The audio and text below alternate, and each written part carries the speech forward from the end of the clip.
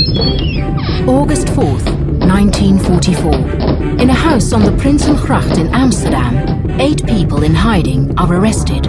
One of them is Anne Frank. Anne Frank is born in 1929 in Germany. Her parents are Otto and Edith, and she has one sister, Margot. The Frank family is Jewish. The economic crisis is causing a lot of social unrest in Germany, resulting in the rise of Adolf Hitler's Nazi Party. In 1933, the Nazis come into power and discrimination against the Jews increases. Otto and Edith worry about the rise of the Nazi Party. They decide to move to the Netherlands. Margot and Anne also arrive in Amsterdam. In Amsterdam, Anne attends the Montessori school. Her 2 best friends are Sanne and Hammerly. But then, in May 1940, the German army invades the Netherlands. The Nazis occupy large parts of Europe and start to discriminate against Jews everywhere. Anne and Margot have to switch to separate Jewish schools. One restriction is followed by another. For her 13th birthday, Anne receives a diary. This diary will become very important to her. Suddenly, on the 5th of July 1942, a letter arrives ordering Margot to leave for a Nazi labor camp. Otto and Edith have made secret preparations to go into hiding. Where would we go into hiding, Anne wonders. One of the first things she packs is her diary. Wearing as many clothes as possible, the Frank family leave their house. The hiding place is the annex at the office of Anne's father. Otto and Anne tidy up the annex. Anne brightens up her room by sticking images to the wall. The people in hiding are helped by Victor Kugler, Johannes Kleiman, Miep Gies and Beb Voskuil, who all work in Otto's company. The Frank family is soon joined by 3 other people, Herman and August van Pels and their son Peter. Anne also welcomes Fritz Pfeffer. Fritz brings bad news, all those deportations. In her diary, Anne writes about life in the annex, about the arguments, which can be fierce, particularly between her and her mother. And also with Fritz, there are never-ending disagreements. Anne writes of her nightmares and the fear of all in the annex to be discovered. In their 2nd year of hiding, Anne and Peter fall in love. On the 4th of August, something terrible happens. They have been betrayed. They are arrested. Will I ever be able to write something great? I hope so. Oh, so very much. Because writing allows me to record everything, all my thoughts, ideals and fantasies. Anne Frank wrote this in her diary during the Second World War. After the war, her diary was turned into a book. It has become so famous that these words have been painted on the wall of the school she went to. A year after making this entry, Anne Frank was killed because she was Jewish. Anne was 15 years old.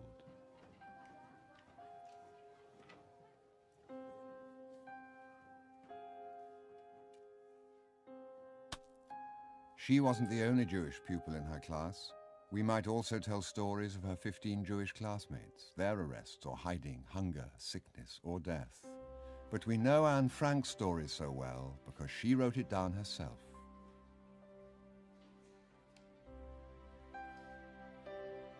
I hope I will be able to confide everything to you, as I have never been able to confide in anyone. And I hope you will be a great source of comfort and support. Anna Frank, 12th of June, 1942. Anne Frank began her diary on her 13th birthday.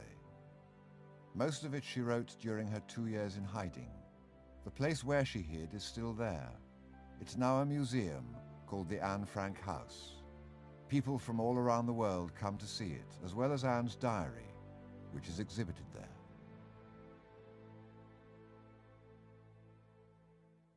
June the 12th, 1929, Anne Frank is born. Her sister Margot is 3 years older. Her mother, Edith, takes care of the home and family. Her father, Otto, works in a bank. They live in Frankfurt in Germany.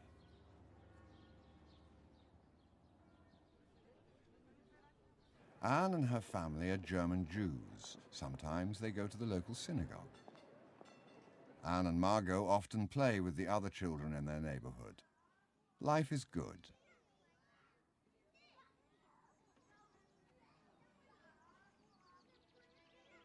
In 1933, an anti-Semitic political party comes to power, people who hate Jews.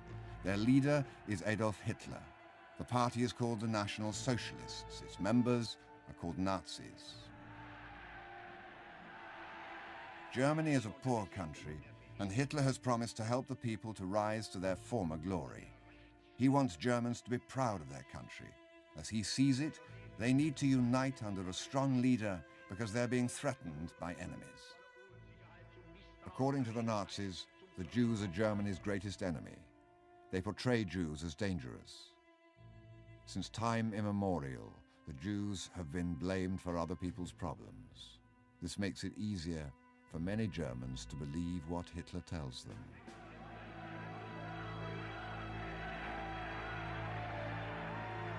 When the Nazis take power, they go straight to work. They start arresting anyone with ideas different to their own and put them in prison camps. They burn books by Jews and political opponents. They introduce many anti-Jewish laws. They have Jewish teachers and civil servants fired from their jobs. Jewish students must sit apart in classrooms. Nazis also discriminate against gypsies, homosexuals, and the disabled. They prevent people from shopping in Jewish-owned stores. The Nazis are everywhere. It's getting dangerous for Jews. They're already making plans for the future. Margot wants to become a maternity nurse. Anne wants to be a writer and journalist. While rewriting old pages in her diary, Anne continues to add new ones. She starts thinking more and more about herself and the world around her. It's twice as hard for us young people to hold on to our opinions at a time when ideals are being shattered and destroyed, when the worst side of human nature predominates, when everyone has come to doubt truth, justice, and God. It's a wonder I haven't abandoned all my ideals. They seem so absurd and impractical. Yet I cling to them because I still believe, in spite of everything, that people are truly good at heart. It's utterly impossible for me to build my life on a foundation of chaos, suffering, and death.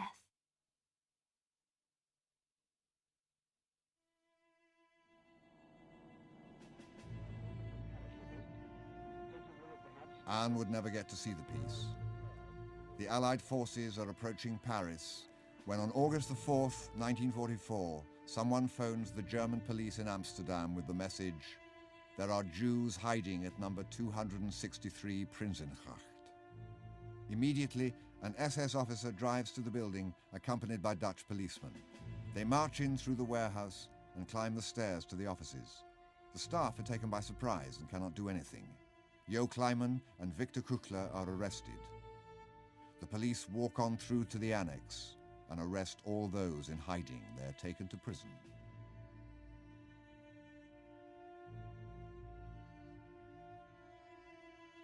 Beb Voskau and Miep Gies are left behind. Later that day, they have a look in the annex. The police have ransacked the place looking for anything of value.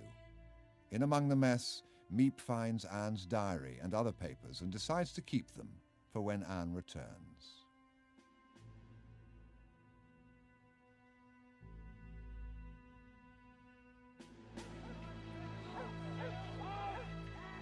After her arrest, Anne Frank is moved from one concentration camp to another. She starts off with the others at the Westerbork transit camp. A month later, following a 3-day-long trip without food or water, they end up at Auschwitz, the enormous extermination camp in Poland.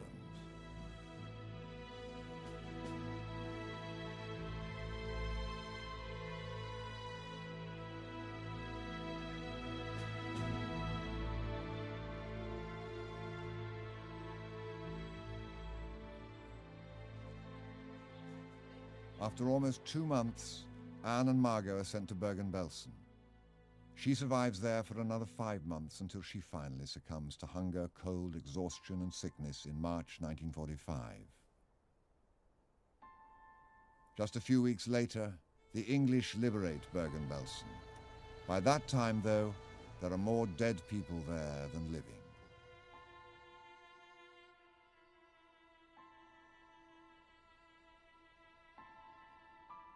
Margot always stays with Anne until she dies of typhus just before her little sister. Anne's mother dies of hunger and exhaustion in Auschwitz. Only Otto Frank would survive the ordeal. Of the 107,000 Dutch Jews deported to the concentration camps, only 5,000 survive.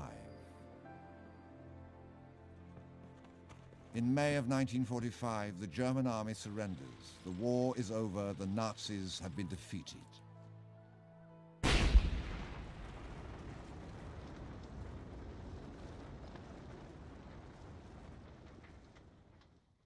In June of 1945, Otto Frank returns to the Netherlands. Victor Kuchler and Jo Kleiman have survived their arrest. After Otto hears what has happened to his wife and children, Miep gives him Anne's diary. He reads everything she has written, including her wish to turn her diary into a book. He collates all her notes and he publishes her diary. By doing this, he fulfills his daughter's wish to become a writer.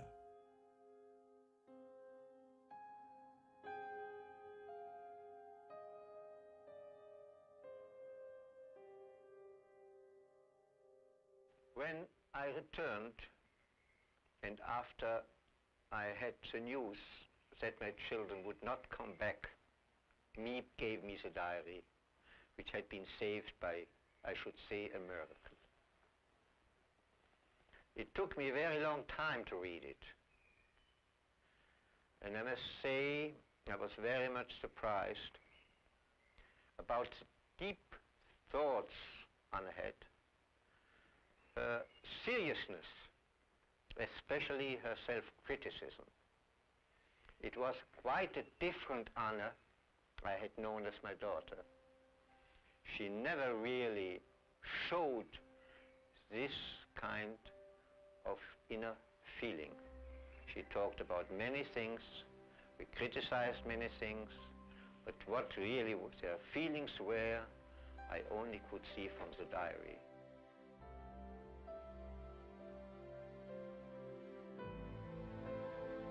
Miep Gies and Mary Steenburgen. Good morning. Good morning. Tell me first, Miep, how it was that you came to hide Anne and her family and the other family that was there with them as well. Mr. Frank asked me once a day, please, Miep, I have a cigarette. I want to ask you, we will go in hiding. Are you ready to help us? And I said yes. Did you hesitate at all? Did you worry about yourself at all when he... No. Once upon a time in 94, Montel make no money and life show us so. And all they said was 680. Miss G sent our letters all the way to Amsterdam to meet Gies herself. When Miss G made up her mind about something, there was no stopping, man, for real.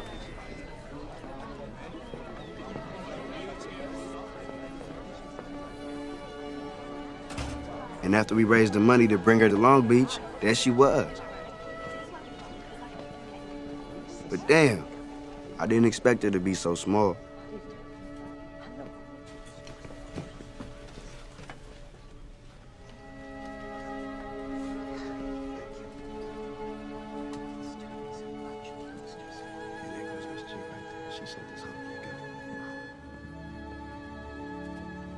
The bounty on a Jew was about $2. Someone desperate for money told the Gestapo. On August 4th, they stormed into my office, and a man pointed a gun at me and said, "Not a sound, not one word." And then they went straight upstairs to the attic.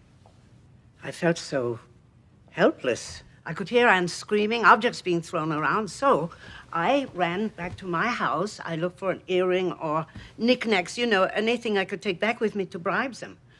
So I took this back with me, all these things, and the soldier there took out his gun and put it against my head.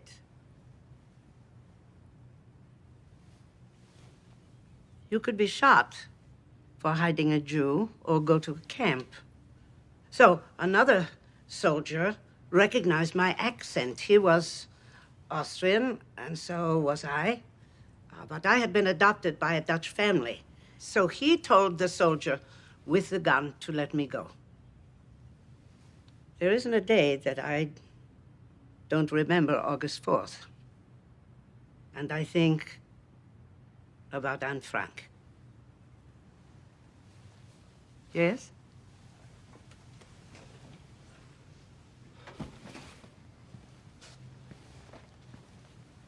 I've never had a hero before, but you are my hero. Oh, no. No, young man, no. I am not a hero. No. I did what I had to do because it was the right thing to do. That is all. You know, we are all ordinary people.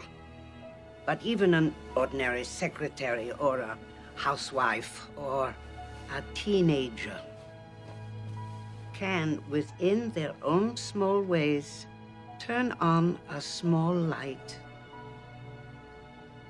in a dark room. Yeah? I have read your letters, and your teacher has been telling me many things about your experiences. You are the heroes. You are heroes every day.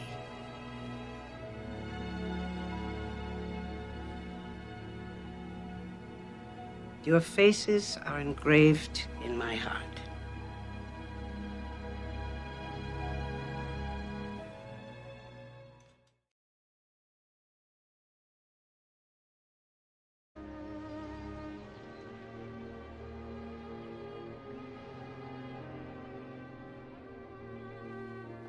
At the beginning of the tour, they give you a card with the child's picture on it.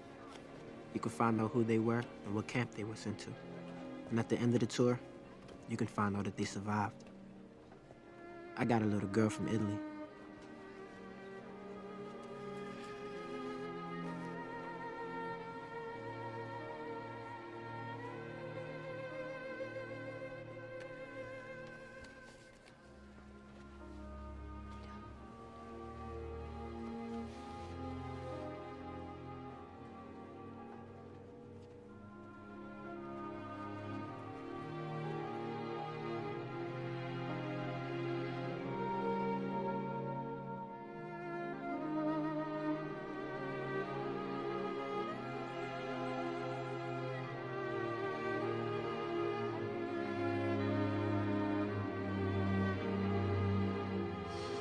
Crystal night, they called it. The night of broken glass. Hundreds of synagogues looted and burned. More than 7,000 Jewish stores destroyed. Over 100 Jews killed. Thousands of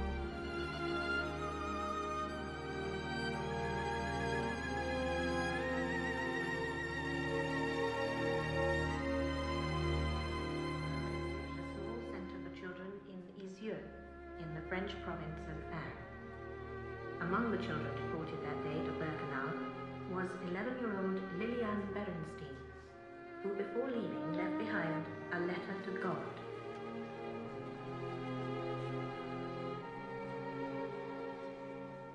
My little boy died. He got off the train and they killed him. I don't know why it bothered me so much. I've seen death all my life.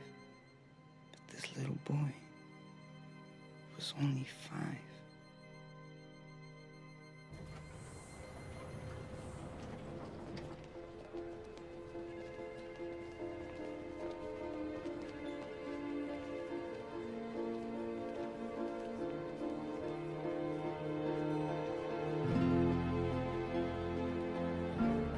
Miss G had a beautiful dinner for us at the hotel where she works. She invited real Holocaust survivors from the museum to meet us. There was Elizabeth Mann. I had my parents, my sister, my two brothers. Gloria Angar. If any of you have seen someone with a number on their arm, these were the lucky people, the people who, when we came to Auschwitz, when they tattooed the people, they took us to do the slave work, not the others, and that included many of my family. Some of the young kids, I was at that time 11 and a half years old. Addie Elon. And where to go, I didn't know, but I remember one place where I used to live. So when I ran there was not one Jew left. I was in the worst camp. I was in Auschwitz. And Renee Firestone. When I arrived, my parents were immediately taken away from me. My little sister, who was then 14 years old, stayed with me for a little while. And then later on, I was separated from her also. She lost her whole family at the camps. If you saw the film, She came to this country with $4 in her pocket and a newborn baby. I'll never forget these people. and then she was killed because they didn't want to send her. I can't believe Miss G did all of this for us.